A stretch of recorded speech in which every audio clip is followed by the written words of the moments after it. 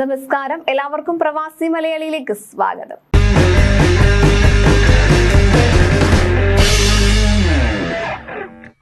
Covid മഹാമാരി ഏറെക്കുറെ വിട്ടൊഴിഞ്ഞ ഈ സാഹചര്യത്തിൽ ഗൾഫ് മേഖല ഉണർവിന്റെ പാതയിലാണ്.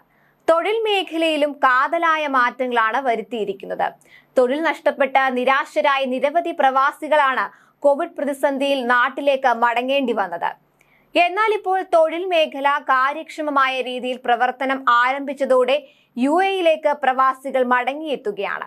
വിമാനയാത്രയ്ക്കായുള്ള നിയന്ത്രണങ്ങളിൽ ഇളവ് കൂടി വരുത്തിയതിന്റെ പശ്ചാത്തലത്തിലും ഇവിടേക്ക് എത്തുന്നവരുടെ എണ്ണം കൂടിയതോടെ 20 മാസത്തിനു ശേഷം ദുബായ് അന്താരാഷ്ട്ര വിമാനത്താവളം പൂർണ്ണശേഷിയിൽ പ്രവർത്തനം തുടങ്ങിക്കഴിഞ്ഞു. ബുധനാഴ്ച ടെർമിനൽ 3-ലെ കോൺകോഴ്സ് A തുറന്നതോടെയാണ് വിമാനത്താവളം 100% ശേഷിയിലെത്തിയത്. എമിറേറ്റ്സ് എയർലൈൻസ് സേവനം നൽകുന്ന വർഷത്തിൽ 19 മില്യൺ യാത്രക്കാർ കടന്നുപോകുന്ന A380 ടെർമിനലാണിത്. മഹാമാരിക്ക് ശേഷം എമിറേറ്റ്സ് എയർലൈൻ 90% പ്രവർത്തനശേഷി പുനഃസ്ഥാപിച്ചു കഴിഞ്ഞു.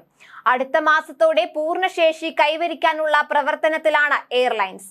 യാത്രാ ആവശ്യം വർദ്ധിച്ചതോടെ അടുത്ത 6 മാസത്തിനകം 6000 അധിക ജീവനക്കാരെ കൂടി നിയമിക്കാനുള്ള ഒരുക്കത്തിലുമാണ്. കഴിഞ്ഞ പല ഘട്ടങ്ങളിലായി വിമാനത്താവളത്തിനകത്ത് 1400 ജീവനക്കാരെ നിയമിച്ചിരുന്നു. മഹാമാരിയിൽ 2500 പേർക്കാണ് തൊഴിൽ നഷ്ടമായിരുന്നത്. പിരിച്ചുവിട്ടവരിൽ ഏറെ പേരെയും തിരിച്ചു വിളിച്ചു. എല്ലാം തിരിച്ചുവരവിന്റെ പാതയിലാണെന്ന് എയർലൈൻ വക്താവ് പറഞ്ഞു.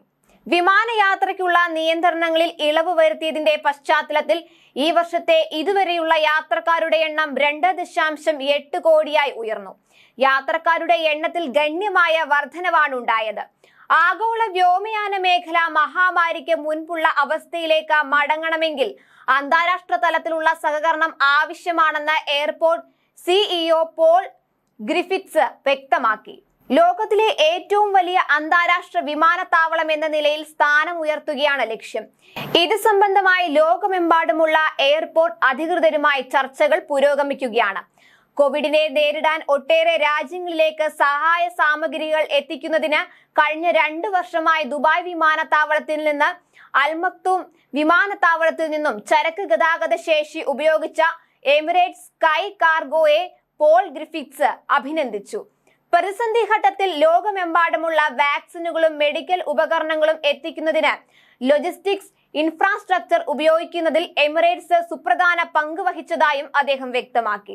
കോവിഡിന് മുൻപ് പ്രതിവർഷം 9 കോടി യാത്രക്കാരാണ് ദുബായ് വിമാനത്താവളത്തിലൂടെ യാത്ര ചെയ്തിരുന്നത്. കൂടുതൽ പ്രവാസി വാർത്തകൾക്കായി ഈ ചാനൽ സബ്സ്ക്രൈബ് ചെയ്യുക.